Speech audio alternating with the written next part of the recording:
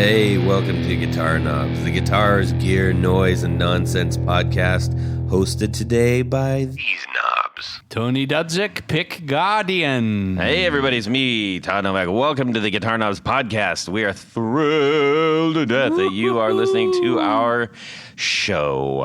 We are minus the great and wonderful Jared Brannon as he is driving up this way in a rainstorm in a truck. There's not a rainstorm in the truck. He's in a truck, and the rainstorm is outside, just to be clear. Tony, what do we do on the show?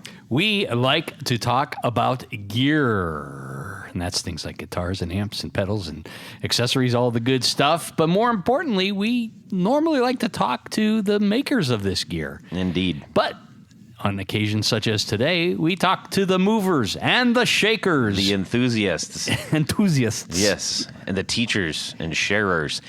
Special guest, who are you?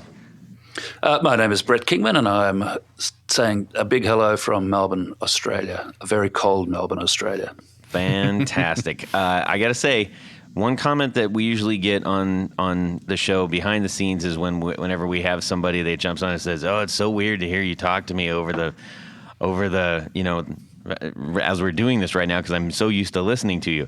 The same can be said for you, Mr. Kingman. It is very strange hearing you. Which bit about it is strange? Well, I just all I can imagine you is on your stool with your headset and the guitar, and I'm imagining that right now. Well, let me put you exactly in the picture. I'm sitting on a piano stool, which I've decided is the best thing for my back after years and years of doing this. I tried studio stools and chairs and things that cost a lot of money, even those big blow-up balls, and I've suffered lower back problems from all of the time. Oh, man. Sitting in front of this computer. And in the end, I thought, I'll go and get the piano stool. And it is absolutely, it's a godsend because it forces you to sit upright with your feet flat on the floor. Yeah. And that, of course, strengthens your core. For anybody else who may be suffering lower spinal issues, yeah, go and get a $50 piano stool. And yes, I'm sitting here with a Music Man Axis on my lap and a pair of headphones wrapped around my big fat scone, and I'm having a friendly chat to you guys, and it's great. It's really good already. What flavor is your scone? Aussie. Yeah.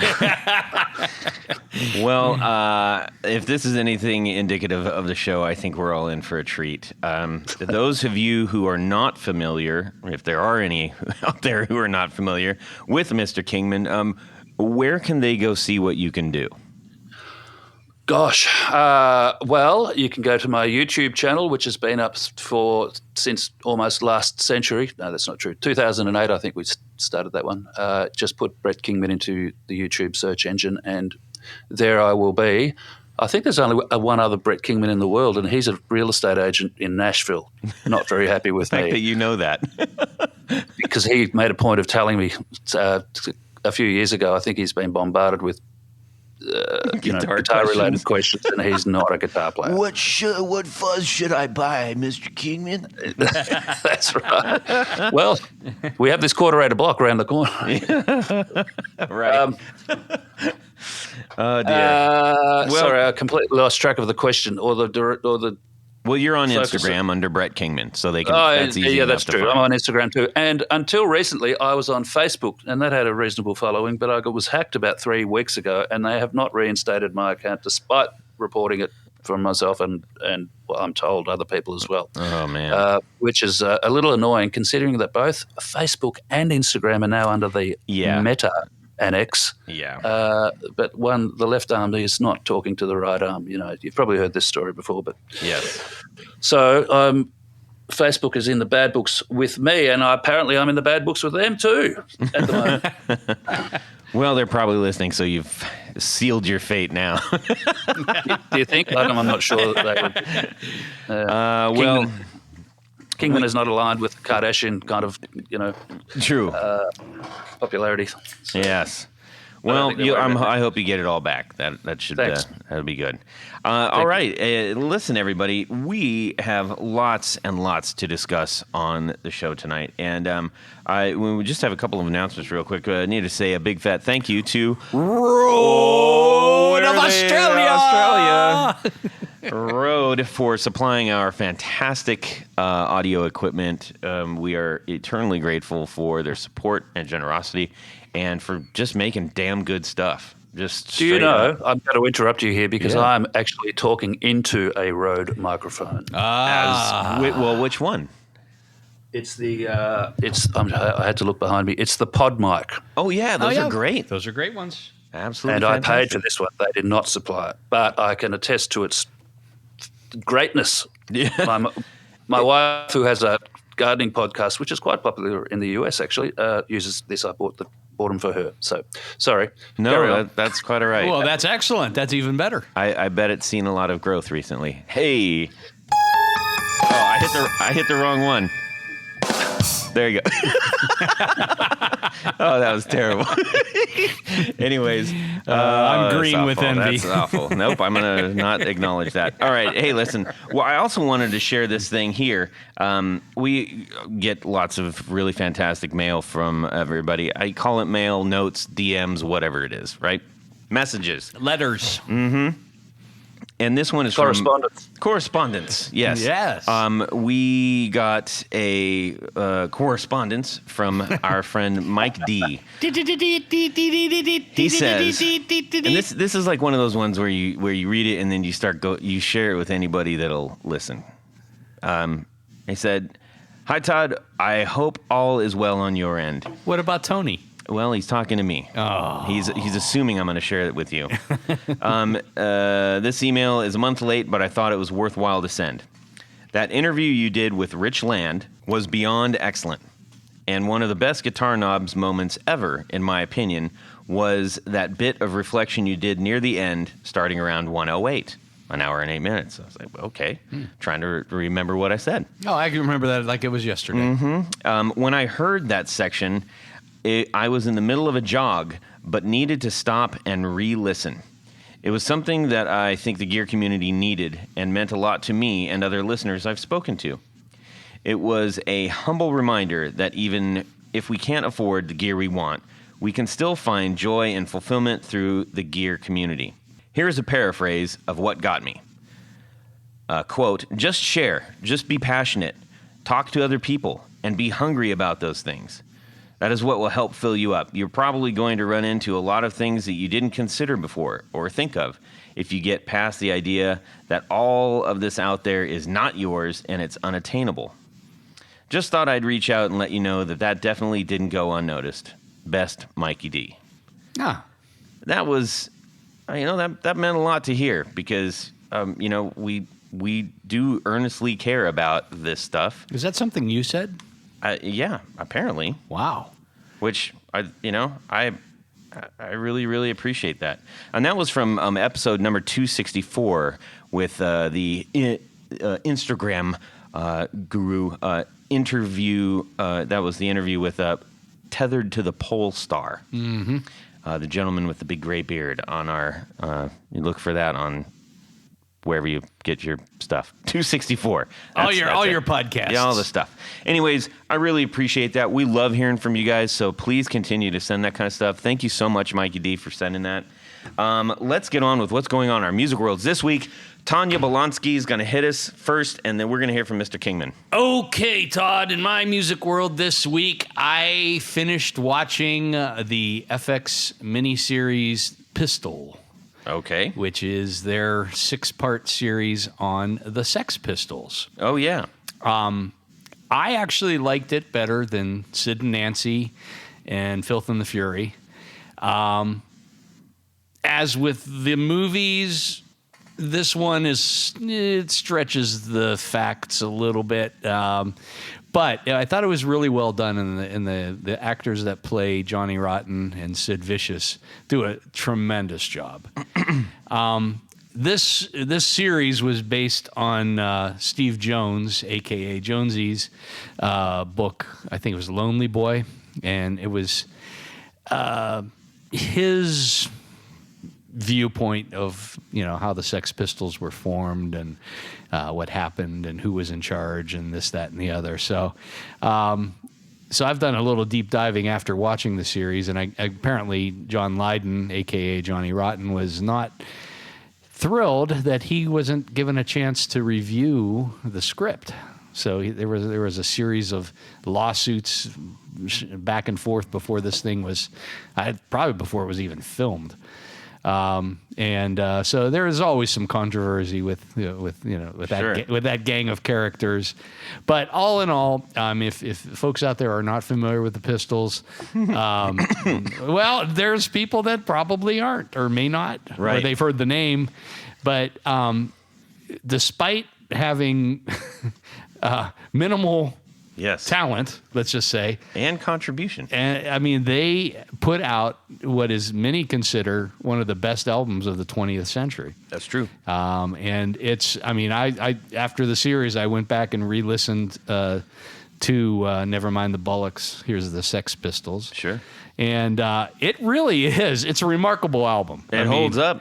And it's well produced. I mean, given the fact of what they were dealing with, and they were dropped by EMI, they were dropped by A&M, and finally Virgin picked them up. It's a pretty amazing story. One of the things that I wasn't aware of, and I'm actually starting to read her book, was Chrissie Hynde's. Oh yeah, she was all up in that stuff really early. She was in London and worked at Malcolm McLaren's shop Sex. Are you going to do the whole movie right now? Would you like me to? No. Okay, but anyhow, I didn't realize what an integral. I mean, she definitely knew those guys. Now this miniseries kind of, I think, paints her maybe a little more important than she was in the contribution and everything to the Pistols. But all in all, I mean, it's definitely worth watching. It'll, 6 episodes. I think they're 40 minutes apiece. It's a fun one to watch over the weekend. So that's my suggestion. All right. Well, thank you very much, Brett Kingman. What's going on in your music world this week? Shorter than I can Tony's. actually add to that conversation because the Sex Pistols. I'll tell you what's going on in my musical world this week, but I've been watching that series too. In fact, I watched episode 3 last night, and the Sex Pistols are probably the greatest rock and roll band I've ever seen live, and I've seen a lot of bands live. And they absolutely, or Steve Jones' style, absolutely informed my right arm style back in '77. Yeah. The 14-year-old boy who could already play but was looking for a kind of mission. So the Pistols mean a lot to me, and having seen them live with Glenn Matlock, it was crazy. So did you see them? I'm sorry, did you see them in the 70s or in the reunion tours? No, I saw one of the reunion shows in, I think it must have been the mid-90s. Yeah, mid-90s. Yeah, 95, 96, yeah. I saw them up in Cleveland, and that was I wished that I could have been back in that, back in 76 or 77. Yeah. But, well, we all wish. Too cool. Yeah. So, the Pistols. And the series is fun, I think. And they're probably, John Lydner's probably correct in saying that they've had taken a little bit of artistic license with scripts and facts and, all that sort of stuff. But I think the message is pretty clear. Yeah. Which is just, go for it. So your musical week? In my musical world, yeah, I have just finished a 5-month run with a big national tour here called the Red Hot Summer Tour, which features 8 bands, none of which you would probably know, but they're quite big here, and we've been playing to, 20,000 people every weekend. And, wow, that's incredible. So that's been kind of fun. I'm sitting here in front of perhaps 15 pedals that are queued up, ready to be demonstrated. One of them, which I'll mention in the 4-pedal bit on that the you floor. include, the 4 on the floor, later on.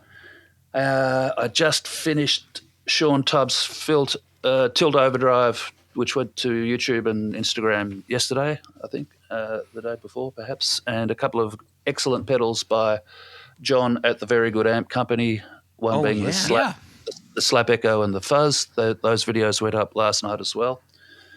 So it never stops here. I'm very fortunate to be, because I'm an aging guitar player and an aging YouTuber and an aging person. But the work is forever increasing. It's like the Hubble constant. So it's just my pedal universe is constantly expanding. That's awesome. So no complaints, and very, very grateful to, my small legion of followers who still follow. That's amazing. That's good. That's all good stuff to hear, man. Yeah. So, Tony. And the honor of talking to you two. Oh, yeah, sure. Well, that's got to be the highlight of your year, That's I'm the sure. absolute highlight of the week. For sure. I mean, it's like, Thus far. yeah, I mean, on the same level as Nebworth, I'm sure. Well, I haven't played Nebworth. Oh, jeez. I doubt it could meet the lofty heights of guitar. So let's see. This How week, about you, Todd? Well, I've taken an extra amount of time this week so I got a show coming up, not on the level that Mr. Kingman just talked about, but we've got a series of shows coming up, and I just got a new, well, I don't know how new it is because it was sitting out in the ocean for a year, but it's a Pure Salem Bruiser, which is the Flying V model. And, yep. And I've been waiting for that thing for the longest time, and I got it, and I played it for about 10 minutes and then did a show with it, which might not have been the smartest thing I've done just because... And that's bravery. I've never owned a V before, Yeah. a full size V, and I started off on a really early JB player, kind of like Randy Roan's offset thing for like a blip. But I'm now experiencing what everybody goes, oh right, the V. And what scale length is the V? I think that one is standard Gibson scale, 24 3/4. Okay. Or 7/8. Thanks, Tony. He's my numbers man. Well, it's a question worth asking, I think, because the scale length, can mean a lot to different people. Oh, for sure. It's I think the trickiest thing, and this is probably where a lot of people, from what I've heard, it's I guess akin to playing like a Steinberger or something, where there's no meat there, where you're playing the area there, all the meat's in the back and the cool part. So I'm used to having like some sort of foundation to rest on, and there isn't one per se. So that part has been very tricky to play. I'll bet. But because some serious weight displacement. And is it balanced? Is there neck dive or anything? No, it's actually very well balanced. It sits really nicely. And it's not it doesn't bottom dive either, to where if the neck was too light. No, Pure Salem did a really good job on this one. I mean, I was really impressed. I mean, the fit finish, balance, weight, it's really quite a nice instrument. Yeah. I'm going to do a little video on what I've done to it in a little bit on Instagram, but swapped out the pickups and did a couple of other things, but I love it. And it's so much fun to play because it's like, I got a Flying V, woo! Yeah, that's cool. I've never played a V. With a gold sparkle pickguard. With a gold sparkle pickguard that, because I do all my guitars in black with a gold sparkle pickguard, Brett, so. Oh, yeah, well, that makes them sound better. It does. It makes me feel better anyways. It detracts from his playing. Yeah. It makes you happy. To my left, I've got a very orange, sparkly Charvel San Dimas wildcard, and every time I look at it, it just makes me smile because that's what sparkles do. Right? Yep. They're fantastic. Sparkles equals smiles. That's right. So and this one has got a really big pickguard on it. It's a fairly large one, almost the full size of the guitar. No. The full size of the body, yeah. No, it's does. It's a lower half V. It's like a 50s style. Yeah. Not like a 70s style. Educate me for a moment. Pure Salem is an American company? Yes. Well, it's Pure Salem is he's in Florida, and he designs the guitars, and then they're made overseas. Okay. And that's why it was locked up for. I mean, it took like a year and a half to get the guitar. So, but it was worth it. I love it. It's fantastic. Good. So I'll have a look for it on Instagram. Yeah. I'll I got a couple of pictures up there, but I'll be posting some more again about all the cool things that we've done to it so far. Okay. Anyhow, speaking of cool things, we need to talk just briefly right before we get into our 4 on the floor with Mr. Brett Kingman, superstar. Superstar. Yeah, he's not here today. So, we are good friends of the show, Tour Gear. Tour Gear Designs. They sponsor the 4 on the floor. Yes. And you know what, Tony? You know what else Tour Gear patch cables are good for? You're right. Back Giving scratchers? gifts. Oh, we said it wrong at the same time. Giving gifts. Yes, that's right. Because I gifted a whole bunch of them to a friend of mine, and I was like, "What could I get?" Oh, I know exactly what to get. Tour Gear Design. That's right. He just got his a nice new pedal board for his birthday, and so these came in, and I was like, "This is what this guy needs." Nice, boy! What a nice thing. I'm my birthday's coming up in January, Todd. Indeed. So, hey, if you're looking for some really fantastic patch cables that have an extremely low profile and don't gob up the back of your pedal or the sides of your pedal with overly huge pancake holders, whatever, jacks.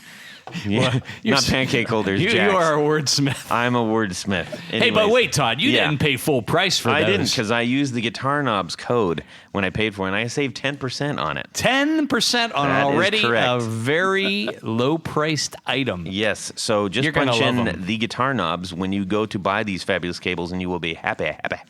One word, all lowercase. Correct. Tour Gear Designs. Thank you so much for sponsoring our 4 on the floor. Nothing says I love you quite like a patch cable. Exactly. I think that they have that on a shirt somewhere. That would be that. If they don't, they should. Yes. The gift of the patch cable. I like it. Tony? Let me get a little bit of this. 1, 2, 3. 4 on the floor. All right. Pedal. Brett Kingman, guitar Sir. maestro from Melbourne. Enlighten us. What is your 4 on the floor? Well, let's begin in 1973, and the backstory to this is that you guys probably know that I've seen a few pedals come through these doors. A couple. But my relationship with little tin boxes began at the ripe old age of 10 years old in 1973. I'd already been playing for a year and bought a little 5-watt amp and a $20 Suzuki, I think, guitar with my pocket money.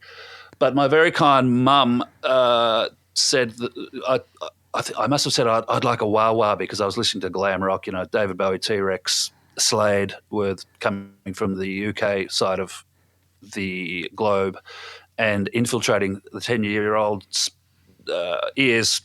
I used to almost strap a transistor radio to my head, even at that age.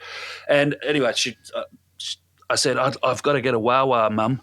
So she looked in what was called the Trading Post, which is a used kind of magazine, classifieds, and found a $10 wah-wah in a suburb of Melbourne. We lived in an outer suburb of Melbourne. So we got up early one Saturday morning, and she very kindly drove me to this inner suburb of Melbourne to meet and buy this wah-wah pedal, which she had no idea what a wah-wah pedal was, and I'd only heard one. I hadn't actually seen one. But in the end, we were greeted by a young man who said, "Yep, come and have a look at it.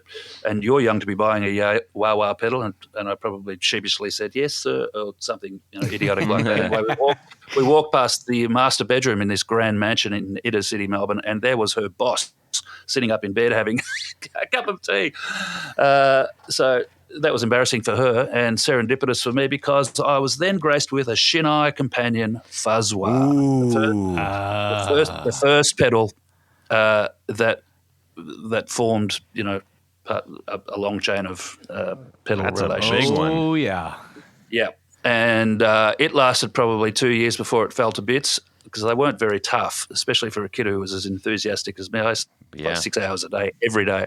And it was followed by the Roland B bar, which was great for a Zeppelin Sabbath fan at the age of 12. The treble booster on it was actually more useful to me than the fuzz. So number 1 is the Shinai Companion fuzz wah. Fuzz, like fuzz wire volume pedal. sell I've that. still to got send one your here. kid to school, to college or university. Sorry.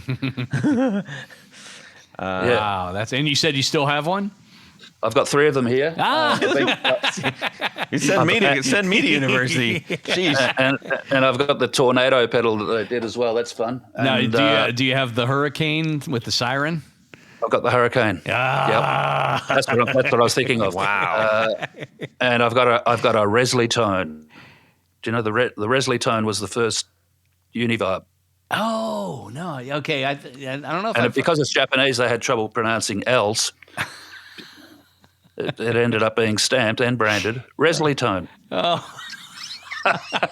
love it. Wow. That's true. That is amazing. Yeah, look it up. And they sound amazing. Wow. Probably a little embarrassing to the people who produced it, later on after it was pointed out to them that that's not quite the way you say Leslie, but it had the desired effect, and it was the precursor to the Univibe. That's incredible. And it probably kept them out of any kind of lawsuits too.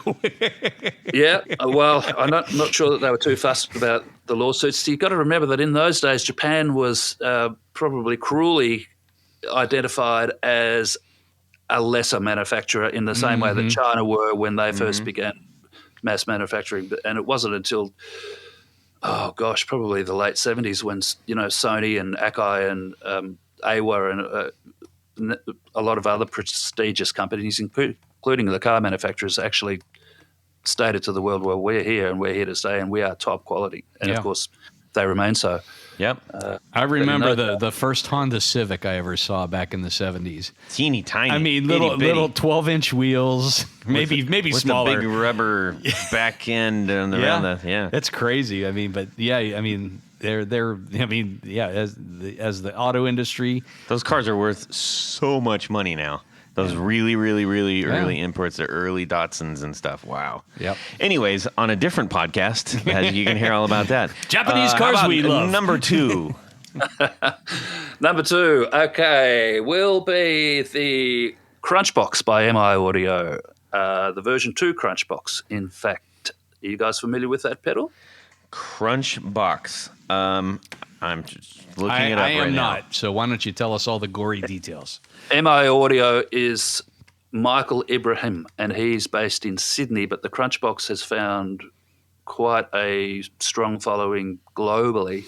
Mm-hmm. It's not expensive. It doesn't even look good. It's like $100. Yep, but it sounds amazing. And in terms of his sales volumes, his Blues Pro is probably only second to it, and you may have heard of that one. Anyway, the Crunchbox was my first kind of inverted commas boutique pedal because it was made by an independent manufacturer, and it was recommended to me by my sister's boyfriend back in 2008. And it is the sole reason, and I'm still looking at it now, I keep it for sentimental reasons, that I began this insane journey of pedal exploration and social media broadcast. So the Crunchbox still sounds great and is still, even with all of the fractal audio gear that I own here, and that's another conversation that we could have if you want to, is the pedal that I dial up even in modelling world. And it's the reason. And Michael has become a great friend. He produces amazing amplifiers as well. And he's an Orthodox Egyptian priest. So he's got a very mixed bag of of things to do during the day, shall we say. If he flies a plane, Bruce Dickinson might have some competition here. Yeah, he doesn't fly a plane. Last time he came here, he drove, I think. So, yeah. Wow. MI Audio. Now, you said this is version 2. Is this the one with the 2 toggle switches? Mine has no toggle switches. It's just got 3 white knobs in a red can with 1 foot switch and a very bad graphic, which he's been meaning to change for the best part of 10 years and still hasn't. It just says Crunchbox on it, right? Yeah, the one that you're thinking of is probably version 3 or 4, and I've got one of those sitting up there too. It's got 4 little black trimmer knobs underneath the 2 big ones. So you think that the V2 is the one, huh? Well, it's the one for me. The later models probably have all of the same sounds, but and more. But for me, this is a sentimental offering, which is followed by pedal number 3. I have to give to the Tube Screamer because which version? Any of them really. They all sound the same. But we'll go for the 808. Let's say the Maxon 808. Because I use it live all the time, either in the fractal world or in the real world as a pedal, to boost the front end of the Plexi Marshalls that I like to use predominantly. And it has also informed probably 600 to 700 to 800 of the overdrive pedals that I've reviewed coming through these doors, which has paid the mortgage. So the Tube Screamer, I owe a lot, and I think that many other manufacturers probably do too. But in terms of its tone, it does what it says. Although a lot of people tried to use it as an overdrive when it was first released, dial the gain up and the volume back and see if you can get a tube amp sound out of it. And it's not very good at doing that. It's much better at keeping the gain back, cranking the volume, and maybe adding a little bit of tone and hammering the hell out of the front end of whatever given amplifier you're using at the same time. And that applies to old things like the Fender Vibra Verbs, with the 15-inch speaker that Stevie Ray used to use, or even an AC30, definitely all of the early Marshalls. Where do you go? I'm sorry. Where do you keep your tone setting on the ones that you're using?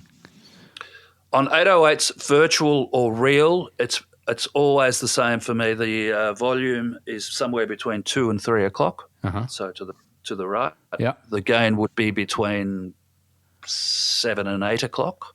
Okay. And the tone around 1 o'clock. Okay. So 2 extreme settings and 1 subtle setting, and that just tightens up all of the bottom end that the amp is seeing, and gives it a little bit more gain in the kind of 400, 500 hertz mid range. Yeah, I was going to say low mids. Yeah, that would area that is important when you're in battle volume on stage, for solos at least.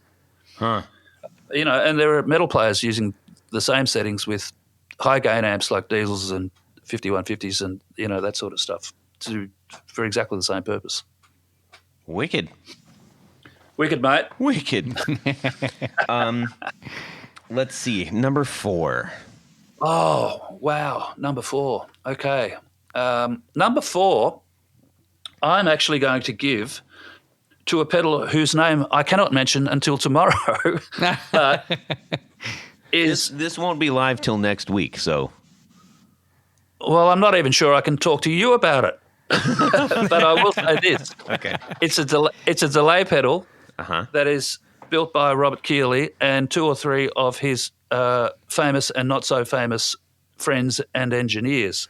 Okay, I predict that this delay pedal will probably put to rest the obsession that most of the world has with the Strymon timeline, because it is an absolute game changer. And Robert's produced a lot of very good pedals during the course of his illustrious career. Yeah. But this one, I have a bit of a thing for delay pedals, and I've got most of the classics here, or I've owned them at some point in time. This is going to freak people out. And mainly because of its sound, more so than its functionality. So I'll have to just call number 4 Keeley's, because he's asked me not to name it. Keeley's latest delay pedal, which by the time of broadcast of this podcast, everybody around the world will well and truly know about, I think. All right. That's a maybe big he can call it Achilles tendon. Oh, man. Tendon. No, that's terrible. He needs to do that. No. Yes. No. Robert, if you're out there, there have been whispers about the collaboration that of Robert and a pretty famous guitar player and some engineers since late last year. So, if you dig deep enough, you'll be able to get a background on it. But Okay. Nice. I still cannot give it a name. I'm sorry. Can you tell us, is this like a big heavy duty like DSP kind of thing, or? Well, there's DSP involved, yes. Yeah. Yeah. So, okay, so it is truly to go up against something like the Strymon. Oh, definitely. I think so. Yeah. Okay. I'm going to guess one more thing. Does it have do the initials CB have anything to do with this? CB. I'm just trying to think who Chase CB could be. Bliss. Catlin Bread? No. Chase Bliss? No. Joel's not involved in this one. Okay. Joel is much. I love Joel. He's become a friend over the years, but yeah, his stuff is a lot more experimental, shall we say. Yeah. I'm just trying to think of, the only other person I can think of that sort of like at that upper level is Josh from JHS, but. No, not Josh either. Okay. I won't spend the whole show guessing. I think Josh will love it. No, this is much more focused to a working stage industrial environment. Okay. Was it Todd Novak? Yes, it was me, everyone. I knew it. Oh, I knew you it. gave me away. Unfortunately, to Robert Keeley's detriment, it wasn't Todd. Exactly. He stands as one of our absolute favorite guests that we've had on the show. What an absolutely delightful man. Yep.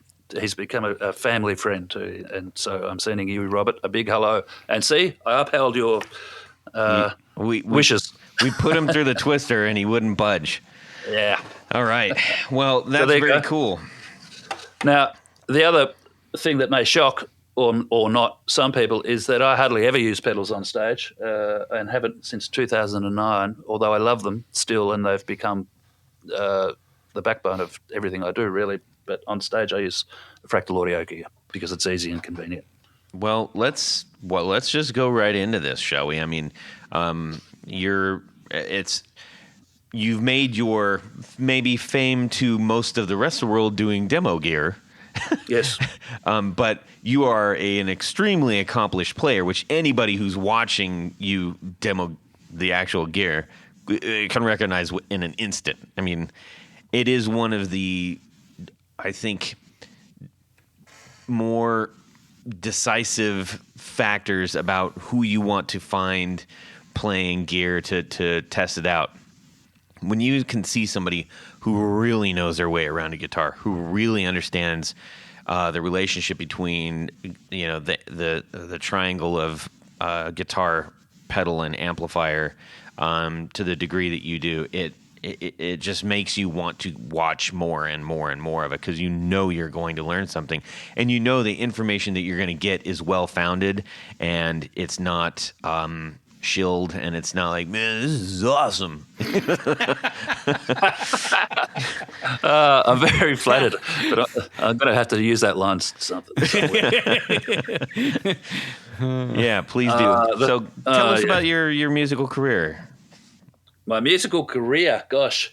I think we began that story earlier on in the podcast when I was talking about 1973. The 10-year-old boy, actually the 9-year-old boy the year earlier, wandered into a friend's older brother's bedroom on the way to, playing out the backyard or something. And there was this album blaring in the bedroom, and it was called Slade Alive. And Slade were a big glam band in the UK. I'm not sure whether they did any business in the US, but they were big in the UK and big in Australia. And Slade Alive was one of the great live albums that they recorded in a studio in front of 500 of their crazed fans, and it's heavy. The rhythm guitar is very heavy. I think they probably used high watts back then, and Noddy Holder's voice is out of it's interstellar. And when I heard it, it was epiphanal, and I thought, okay, that's it. That's what I'm going to do with the rest of my life. I want to make that noise. And so I've used anything, tennis rackets, brooms, to just pretend that I could make the noise until I could actually make the noise. And 6 months later, I was hounded my mum to get me some guitar lessons, which I had from a fairly strict classical teacher. Her name was Jean Newell, and she was older, probably late 60s, 70s. And she advanced me maybe 5 grades in the first 18 months. And then she died. But by the end of, which is unfortunate, but by that time, I could already play by ear. So from maybe 74 onwards, I just taught myself. And I have had no real theory knowledge at all, although I can read a little bit of music, but really it's just making up whatever comes into my head. So that's why I'm not very jazzy, because I don't have modal training and, that sort of stuff. So first gigs probably 2 or 3 years later at school, first professional gigs at the age of, on a national level at least, at the age of maybe 20. Wow. And then I've been on the touring circuit with most of the major Australian bands since then. Yeah.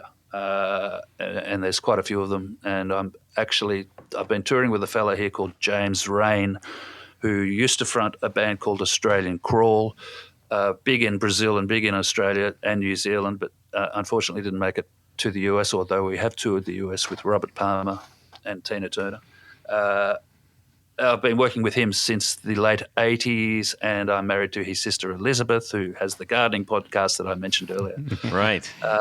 And you played your cards well. Yeah, that worked out pretty well, I have to say. He knew me well before I'd met her, though, and was a little bit skeptical about letting me be, shall we say, close to her. But it worked out great, and everybody's happy, and I'm still working with him, and we're still happily married 20-something years later. So that's good.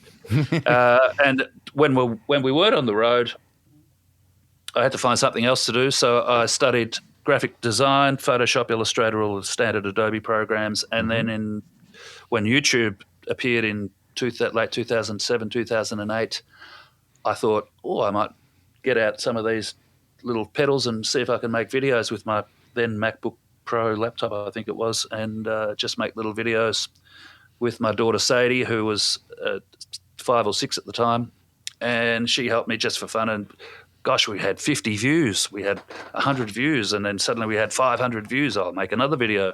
So this went on for 6 months, and then 18 months, and I suddenly amounted 10,000 subscribers or something crazy like that, which was a lot at the time. Yeah. And to be honest, I haven't increased that much more, but I don't know. There's probably 80,000 now, something that's still modest, but they're very loyal followers. Anyway, Aaron Miller. The whole thing's a mystery. It is an absolute mystery. Yeah. Aaron Miller from Pro Guitar Shop in Portland was a fan. And Andy was doing videos at the time, and Andy's still doing videos for Chicago Music Exchange and Reverb and his own channel. And Andy's been a great friend. And Aaron said, "Can you teach?" And I said, "Well, I can try." And then he decided, because he wanted a teacher, an online teacher for the Pro Guitar Shop channel back in mid 2000s. And would I like to do it? And I was just like, wow, because Pro Guitar Shop, Gearman Dude and Pro Guitar Shop, they were about That was it. That was it, man. And so I was now, counted amongst them. It was a very big thing. And you got snakeskin boots or silly fingers? That was only well, I was about as far removed culturally from Gearman Dude as you could possibly be. Yeah. Andy Andy's a far more accomplished player, I think, and a little more sedate. But Aaron had a vision, and he said, "You're coming on to the Pro Guitar Shop team," and I did. So Pro Guitar Shop gave me a great foot in the door until Aaron's unfortunate passing a couple of years later. And after that, I started my own channel. Actually, it was already established. Of course it was. That's how Aaron found me. But, Pro Guitar Shop was a big thing, and Andy was and is a great friend, as is Tom Keithley, who is now Catlin bred. All of the Pro Guitar Shop people were dispersed after Aaron's unfortunate passing, but they've all gone on to do bigger and better things as far as I know. So that's good, and I'm still here too. There you go. There's probably much more I can tell you, but well, that's a really good background, and I know somebody who's been doing this as long as you have is probably said that story, 100 times, and I certainly don't want to spend all of our time talking about that far in the past, considering how much you're doing right now. But that, I think it's good to hear where people have come from, especially people who are starting out. We've a huge amount of our listeners. We get new ones all the time who are stumbling into the guitar world and maybe, or even been here a long time and just haven't advanced as much or want to learn more. And, you just saying something that I don't know how to do this. I know it's weird, but that's encouraging. Well, I don't know how to do it. I make it up as I go along. My story really is all about tenacity and perseverance and not giving up.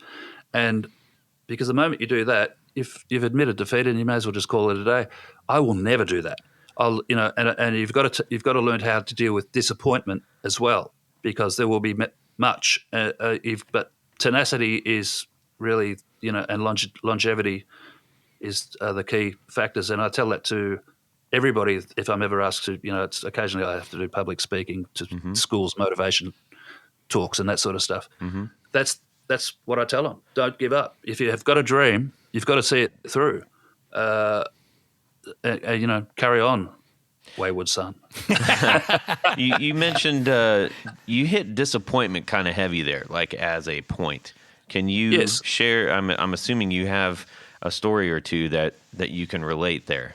Well, it's more of a general feeling. If you think that you've put in a great effort on any particular pedal, and I can't pick out a specific example. I'll probably think of it after we finish, but which will be too late. But you think, oh man, that I thought that demo was amazing and probably deserved 15,000 views, but in reality, only got 700. Or you disappoint yourself on stage because suddenly the big moment for the hero solo has come up and you completely stuff it.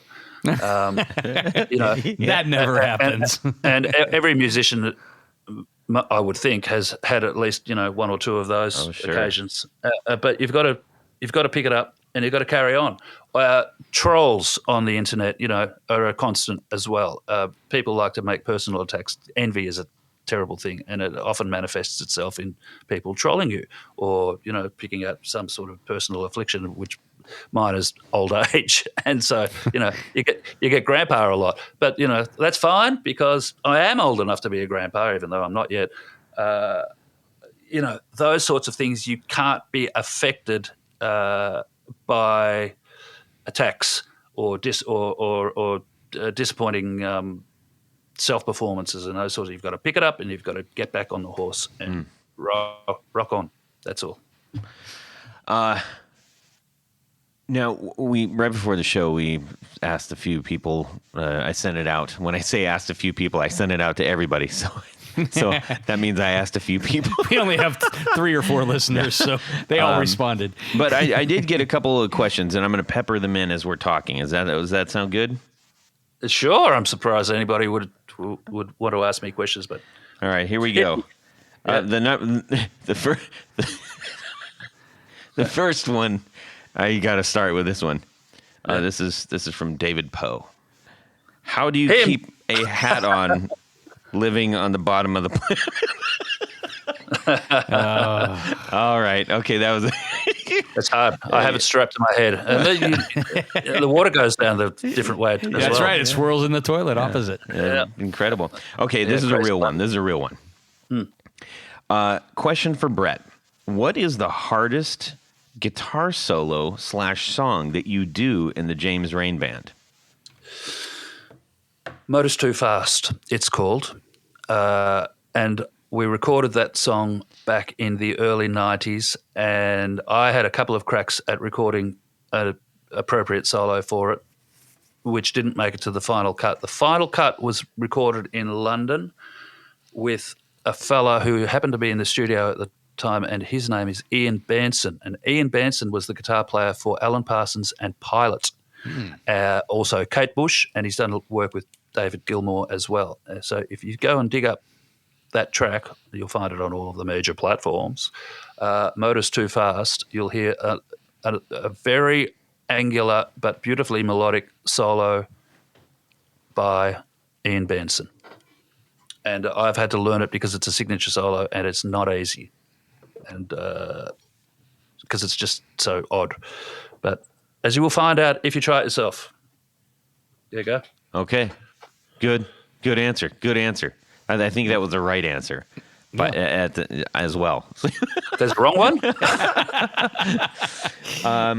So let's talk about, I would just love to get your perspective. I always, wonder about there's playing in the bedroom, there's playing with a couple of guys, there's playing in the clubs, there's playing in, big, theaters. And then you get to what you're out there doing is 20,000 people at a time. Mentally as a guitar player, do you find that you have to make great adjustments in order to do that? Or is it no? Just I find it more as a liberating thing because when I'm on stage playing in front of big or little crowds, it's usually somebody else's material. So I'm there as a hired gun, predominantly to do a job and fulfill whatever musical parts I am assigned. And we have 2, often 3 guitar players in that band, so I know what I'm doing. I'm a mechanic pretty much, although I do get space to move in solo spots, which I pretty much make up differently every night except for signature solos like the aforementioned Motor's Too Fast. In here, in my little YouTube room with all of the pedals and fractal gear and everything else, it's whatever I want to do. So it's a completely clean creative palette that I can begin with any color, brush and paint at any given time. So when I'm demoing a pedal, I try to honor the pedal and present it in its best possible light and as far as its features and tones or potential tones go. If I'm getting experimental with fractal stuff, I write a lot of presets for them, and some of those are embedded into their firmware. Then I'll get a little more experimental to try to offer something that people can use as a creative foundation, in their day-to-day creativity. Something different, perhaps with a crazy delay, or I don't know. It could be a number of things, but I don't put blinkers on myself when I'm in this room. This is my space, and whatever I do, whatever I think goes in here. When I'm on stage, that's usually as an employee. I'm there to do a job, and so that's what I do. right. So Does that make sense? yeah, it makes perfect sense. Can we talk about gear? I know that earlier you said live you're not really using pedals, but what's your rig kind of like? Well, it's kind of like a big square box. Does it have Tolex on it? that is actually called a Fractal Audio FM9. And if it's not the FM9, it's the smaller FM3. Mm-hmm. And if it's neither of those, it's the Axifex 3. I've got a couple of those. They're much bigger rack units, which are a bit of a pain to lug around, but have incredible firepower that I've never actually used all of it. Excuse me. But first and foremost, it's the Fractal Audio FM9, which is a bit like an Axifex 3 in a floor unit. So it has 9 control switches on it, which can be assigned to do anything you wish. That is to change scenes or presets, or use it as a stomp box kind of thing to turn different effects on and off on the fly. And it's got 4 XLR outputs, which go straight to the front of house and monitoring. So on stage in front of me, I have 2 hopefully 12-inch full range wedges fired straight back at me in stereo. If they're 15-inch, that's fine too. I just have to use a high-pass filter to tighten them up a little bit. And that's it. So no amp. No. Well, amp is a funny word because if the definition is that it amplifies tone. So in many ways, the Fractal gear and the Headrush gear and the Line 6 and all of the other manufacturers who produce modelling stuff, they're amplifying a tone, so they can really be called amplifiers too. They just don't have the physical and tangible appearance of the inverted commas traditional amp, which most people are familiar with. But in terms of what the end result is, particularly from the audience's point of view, it's an amp. Yeah. It's not just one amp either. It's 300 amps. That's how many models are in the Fractal firmware, and about at least 4,000 cabinet IRs. So I use probably 3 of those amps and maybe 2 of the cabinet IRs. But it does the job, and it does it so beautifully that our front of house engineer has insisted on all of the other bands that he mixes, using them as well. And I've been using it since 2009. The reason that I started using this stuff is because we were doing big shows, and because I was dragging a pedal board around with me, which was a pretty elaborate pedal board because of thank you YouTube, and I used to use a couple of Fender combos predominantly behind me as the back line. Do you want me to shut up? No, keep going. Keep going. This is the kind of stuff we love. But you'd get things like, a preamp valve has gone in the amplifier. So suddenly there'd be, a rush to find a 12AX7 or something, 12AT7 or whatever it was, or a power amp valve has gone, or the speaker's blown, or there's a power spike on stage, or any one of, a dozen other factors that could put extreme stress on the player, i.e. me, and the guitar technicians, and, maybe disrupt the schedule of the show, especially if you've only got changeover times of 20 minutes and there's 6 bands on. It's just became, why am I doing this? I'm going to try the very top end of the modelling world, because I was always attracted to technology anyway. So I gave it a shot, and I have never looked back. Nice. And but I still have probably 15 classic amps with me in this room as we speak. High Watts and Voxes and Marshalls. Looking around, MI Audio stuff. We spoke about him before. Tons of Fenders. There's 4 Fenders in here. Rev amps.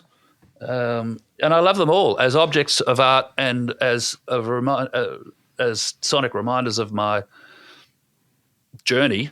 They're amazing, and I still use them, especially if a client insists on having an amp mic'd. The Magnetone's probably the best. The Twilight of Stereo. Ooh, I love that. How about the learning curve on something like that? I think that's one of the things that. Well, the learning curve is quite. It can be very great, especially with fractal gear, which is deep, like deeper than anything else. But so you have to be a fan of technology, I guess, because otherwise the learning curve can be a little. What's the word I'm looking for? Frustrating, and that can put people off. Daunting, yes, and it can be daunting, and it's still daunting because Cliff Chase, who runs and owns Fractal Audio and does all of the code work for it, and owns most of the amps, 200 odd that are modelled in the firmware, including Dumbles and all of the old Fenders and Marshalls and God knows what else. They're all there, perfectly models.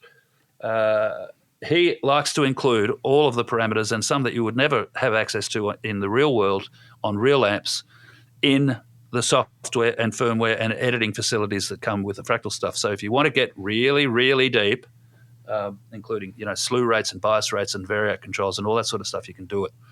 But if you just want to dial up an amp, say a Plexi, a 1959 Super Lead Plexi, and put a greenback wedge, a greenback cabinet underneath it, you can do that too. So it can be one or the other, but to look at it can be daunting and even a little bit scary, which I think is why Line 6 and Head Rush, they found a market for the same sort of thing, but it is a much easier navigational journey. Yeah. Yeah. Well, and just like the HX Stomp is a perfect example of, the other stuff is a little too scary right now, but this is a great way into something like that. Yeah. So they've cornered that market, and congratulations to them, because they've done and will probably continue to do very well. But eventually, some people like to graduate to a higher being product, shall we say? And to my knowledge, at the moment, the Fractal is the highest, and so it is an absolute honour to be able to work with those guys, because I do now, to write and to help out the fractal audio community, which is large and growing, and to be included in it is one of the absolute highlights of my musical journey, I have to say. Is there anything that you do to not in a like weird superstitious way, but do you have any sort of routine that you go through before you're preparing for a show? A glass and a half of red wine. I'm going to ask a serious question about that. Is that for a specific reason other than you like the taste of wine?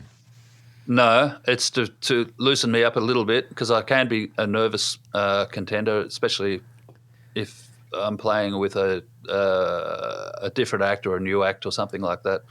And it's just it's an unfortunate habit that I've gotten into since I began playing in my 20s, when it wouldn't be a glass and a half. It was probably 10 times as much. And quite detrimental, and has been to my career.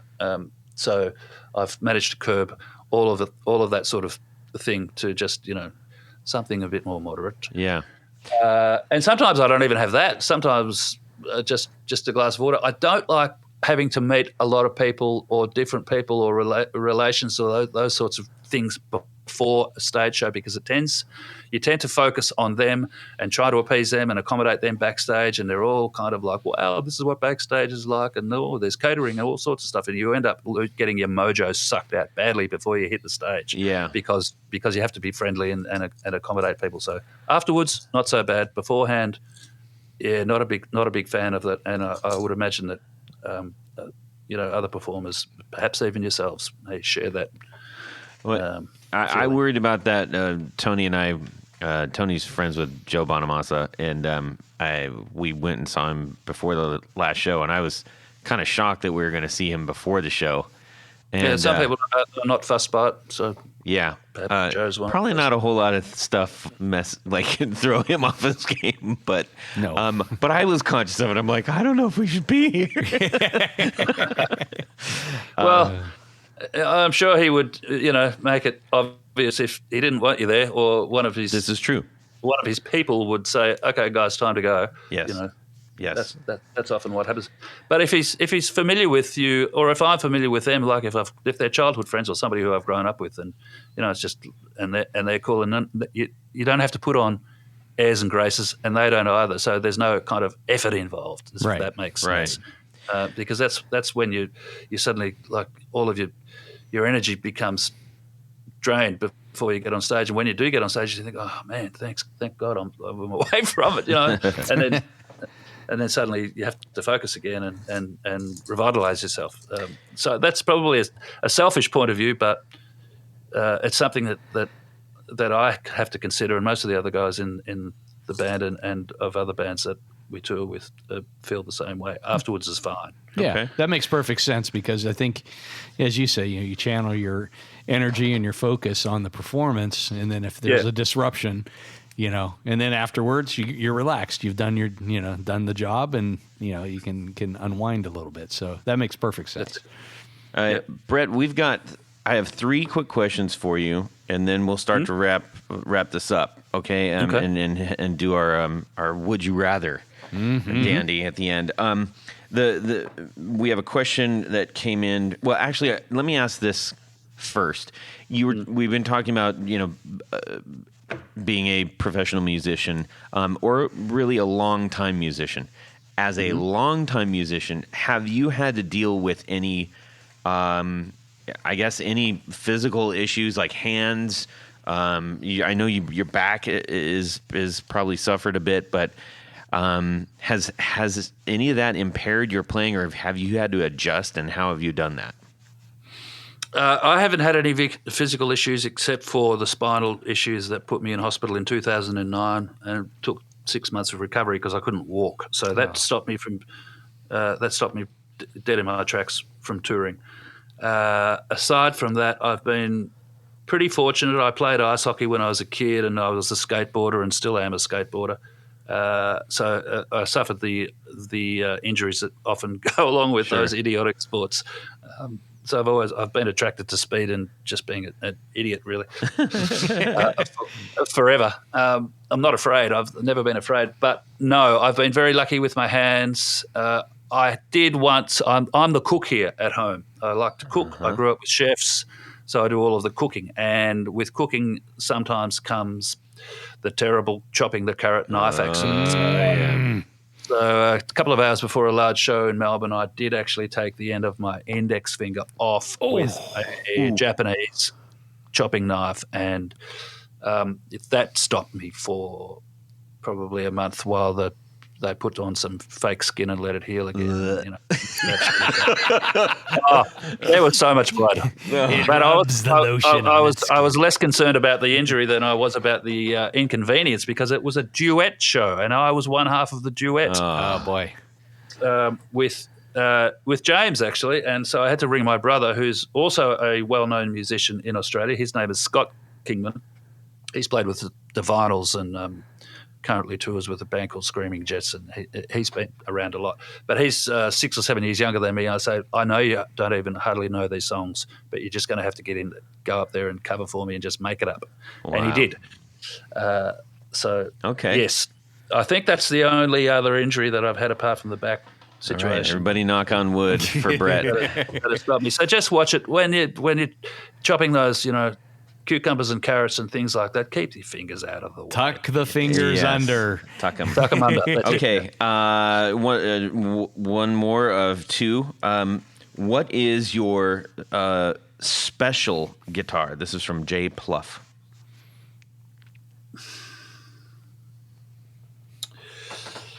Well, my special guitar on stage is probably... Doesn't have to be on stage. Oh gosh, I've got 60 guitars here, and there are 30 at my beckoning call just next to me now. House is on fire. You grabbing one. Which one are you grabbing?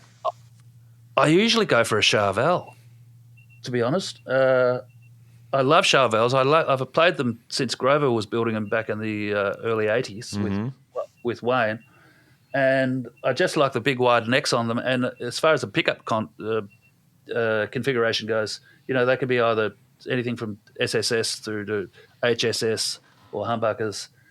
So the first guitar that I'm grabbing here now, which I like to play a lot, is a Charvel US Select San Dimas with a JB in the back, the classic old JB, Yep. and a couple of Seymour Duncan Strat pickups in it, and a Floyd that actually works.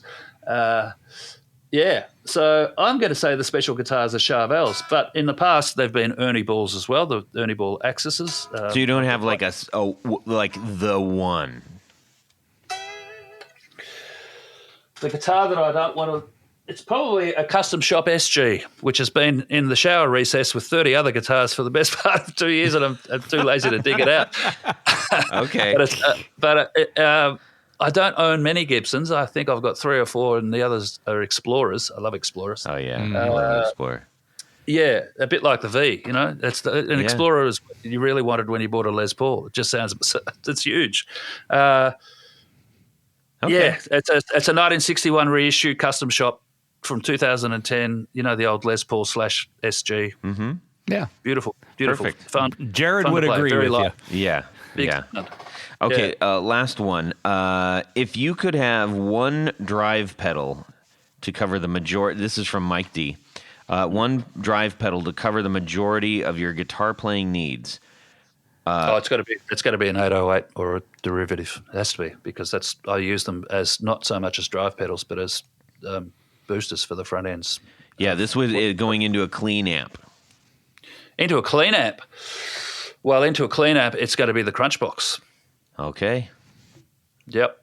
And I can just I can dial it up pretty much with everything at noon and just ride the guitar's volume, which I do a lot. That's an old school thing, to ride the volume. That's why I like Stratocasters a lot, because the pinky sits on the volume knob all night, just to give me the different dynamics. Well said.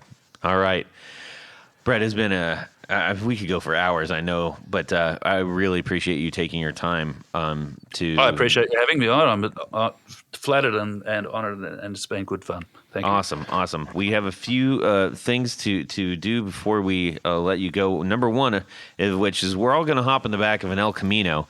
I don't know if you're familiar with those, if they have those down there, but they are special cars. It's not a car. Half it's not car, a truck. half pickup truck. It's an El Camino. It's a way of life. Yeah, we're going to drive by Jared's house, although he's not there because he's on his Where way did up Jared here. go? So we'll keep going. We're down to Would You Ratherville. This is the Would You Rather.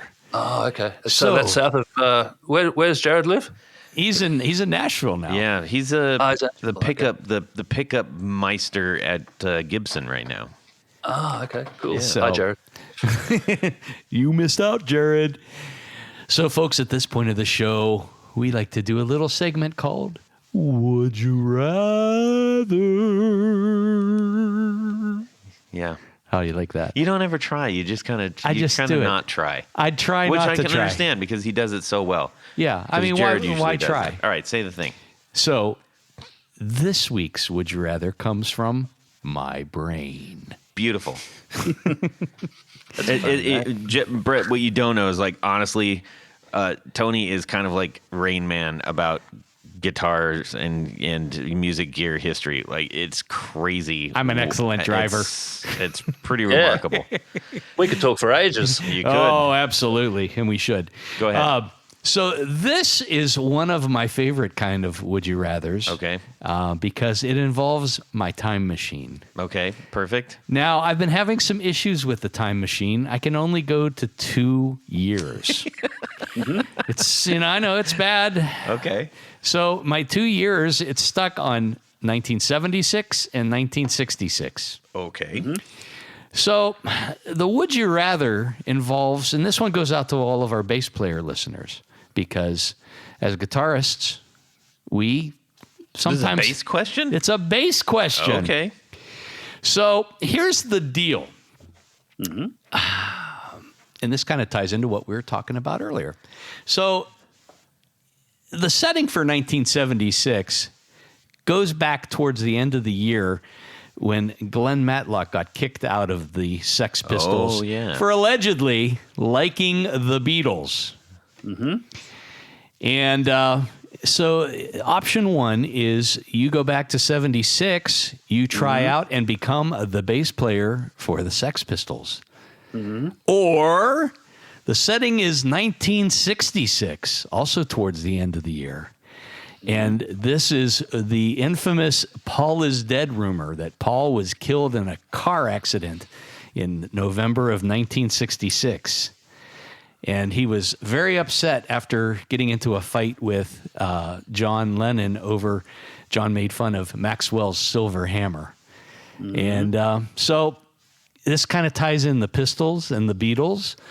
And so your option there, number two, is you have to take Paul's place in 1966. I'm surprised that you went that way with it. I thought you were going to say who replaced Paul Simonon. Because Pistols and Clash both ended up replacing their bass players. That's true. But this one doesn't involve that. Yes. This is 1976 and I know. 1966. I got the Beatles thing after that. I was like, Yes. wait, where are you going with that? Because Oh, Glenn God. 'Cause Matlock Glenn. allegedly Yes. got kicked out because he liked the Beatles. But actually, he liked the Faces better than the Beatles. So. Right. Well, he liked different kind of music. Yes. That's Yes. really what. Okay. Anyways. All right. So two choices. You go back, setting one, 1976, you become the bass player for the Sex Pistols. Right. Or option two, you go back to 1966 and you become the bass player for the Beatles. Jeez. So the question is, which one would I rather? Yeah, would you rather? Okay. Well, the Pistols. Definitely. History tells us that Glenn is still with us. So he lived on, even despite their fractured relationship for a couple of years there. Yep. And the Pistols rock. That Bollocks album, I listened to it again last night. It's just, as you say, it's a killer. And so are some of the tracks that were satellite tracks to it, like Satellite and Did You Know Wrong, and other things like that. The Pistols were very big part of my formative years in terms of my attitude to rock guitar. Steve Jones is a absolute legend, and to see him live do it is something else. So I'm picking the Pistols, thanks. With all due respect to the Beatles and their incredibly and untouchable legacy, I'm taking the Pistols. The other big band that I saw, and I know this is going off Please. a bit sideways, in '76 was the Alice Cooper Band. Yes. On their Welcome to My Nightmare tour with the Dick Wagner and Steve Hunter, who had just come out from Lou Reed's band, Rock and Roll Animal, I think. Yep. And that was just frightening for a 13-year-old kid. It was the theatre kind of aspect and the actual, and the songs, which were extraordinarily strong and rocking. That was a big thing too. So yeah, I guess really all of my major roots come from pretty heavy guitars. And I met Steve Hunter at NAMM show many years later, and I was sitting there playing the intro, just doodling away playing the intro to Sweet Jane, which he wrote. and his friend Brad brought him up to me, and he laughed because I knew Brad, and he said, "This is Steve Hunter," and I just felt like the biggest dick. Did he tell you owed him $50? But Steve had a laugh, and we sat there and chatted for ages, hours. So that was good. That's so cool. awesome. Yeah. Now, I will say one thing that I appreciate about what you do is you're not afraid of the distortion and overdrive, which a lot of people who do demos are like, try to get the purest sound. And it's like, you hit one note and it's like, oh, listen to the reverb. It's like, no, you go for it. I love that. Yep. Okay, Tony, go. I think I am going to go on the Sex Pistol train as well because, one, I don't think I could ever play bass as good as Paul McCartney did or sing and play like Paul McCartney did and does, even if he was killed in 1966 and replaced by absolute nonsense. What album were we talking about at 66? Rubber Soul? Was it? 66. Revolver. It would have been Revolver going into the Sgt. Pepper's. Yeah. Yeah, right. Or at least that's where they were assembling stuff for Sgt. Pepper's. So, and I love the Pistols too. I mean, and Steve Jones actually or allegedly recorded most of the bass lines on Nevermind the Bollocks, but so the stuff that he played is actually quite good. I mean, it's great. And Glenn Matlock played some really killer stuff. I've heard some earlier versions of many of the songs that were on that Glenn played on. And he was technically a better bass player. Sid, unfortunately, could not play bass very well. And that's, At all, maybe even. Okay, at all, good. Even. So, yes. I'm doing the same thing, mostly because I think we could have squeezed out a few more albums.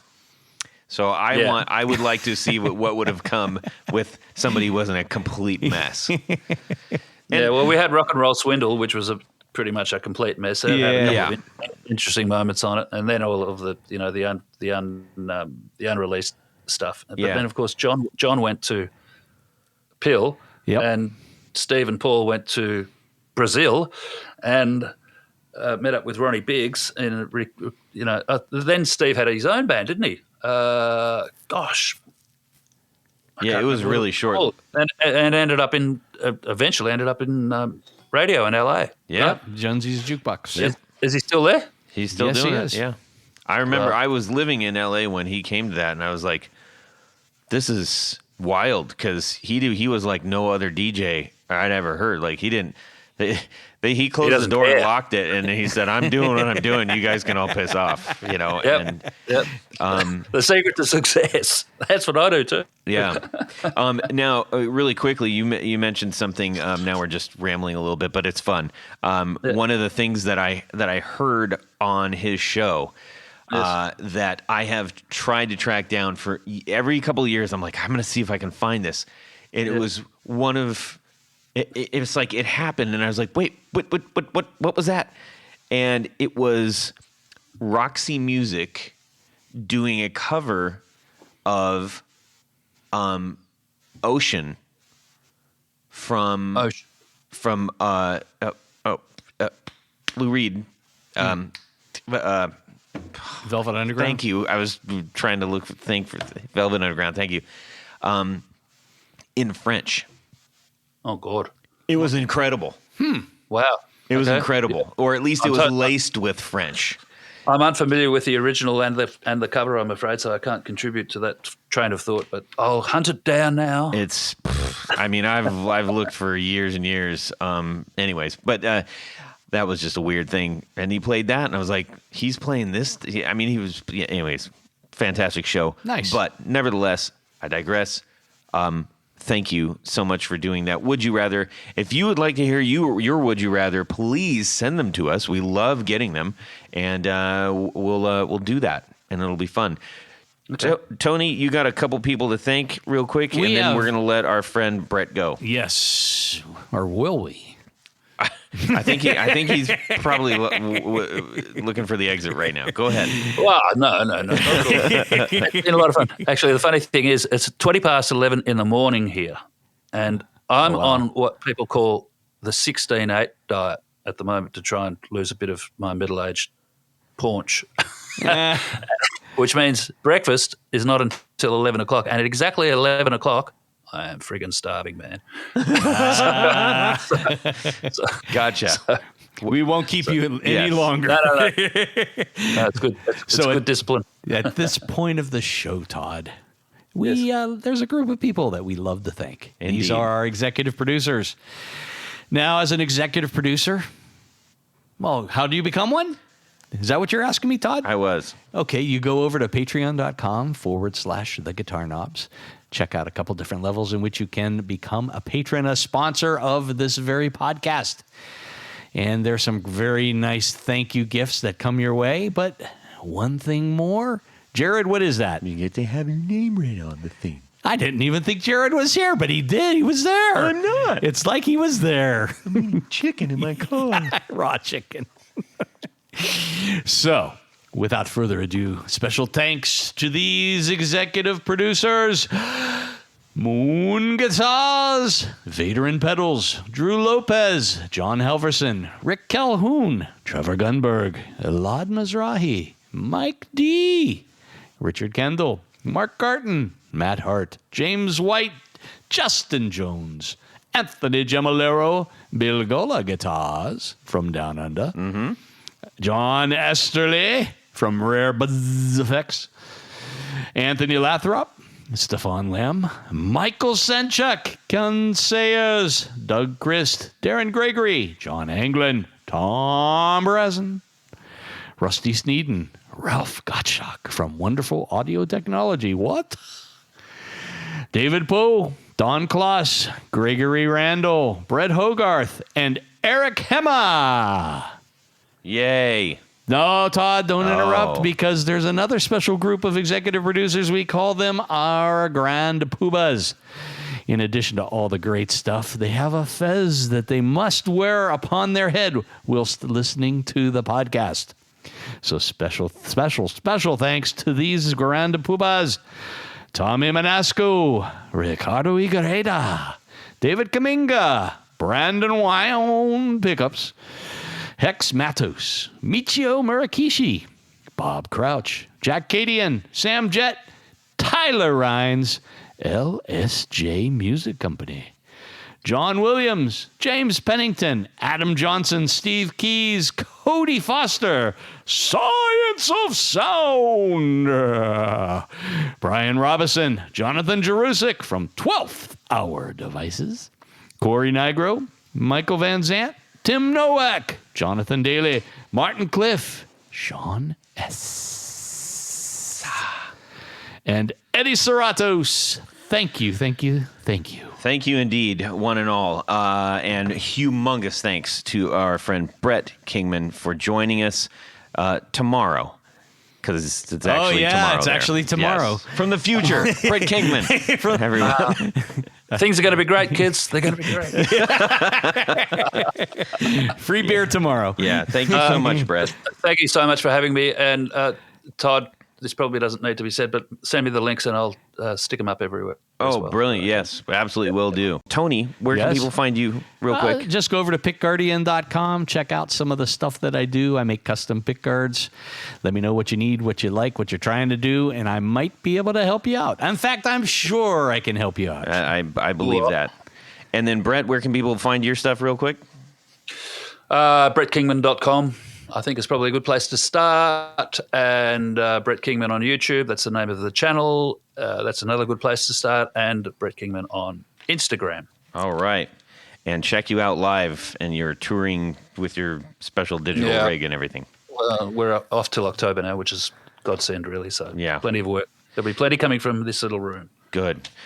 You can send me an email, Todd at theguitarknobs.com. You can also DM me on Instagram at guitarknobs. And, hey, we've been talking about music and awesome rock and roll. Go check out my band, the Valentinos, valentinos.com, and download it from where all the streaming stuff is. That's great music, too, by the way. I had a good listen to that. Oh, thank you. Wow, that means a lot. Seriously, that's rocking. Yeah, Thank you. I love it. Wow, I'm over here. I'm beaming. I'm blushing. That makes me feel awesome. Thanks, man. Okay, everybody. Hey, have a fantastic guitar weekend. Subscribe. Oh yeah. See ya. Tony. While I'm doing all this work, you figure that out. I will figure this out. I'm working it out. This is usually when Jared, who normally would be here, but he's traveling from Tennessee right now to come up our way, usually says all the bad words all at once so he can have a chuckle. And No, I like to go in cold and see what happens. you know when you're watching the guys deep sea fishing and they got like 10 poles out the back? Just trying to get something. There's a joke in there somewhere. He's Polish. There's a guy with 10 poles out of his back. I can talk forever. You'll probably tell me to shut up. No, but, I won't. Well, that's it for these knobs. Please visit our Patreon page at patreon.com/theguitarknobs. Visit our website at theguitarknobs.com for all of our past episodes, 4 on the Floor blog, and other good stuff. You can connect with us on social too at our Facebook page and share your gear and stories on our Facebook group. Also, be sure to check out our Instagram at Guitar Knobs. Catch you next time.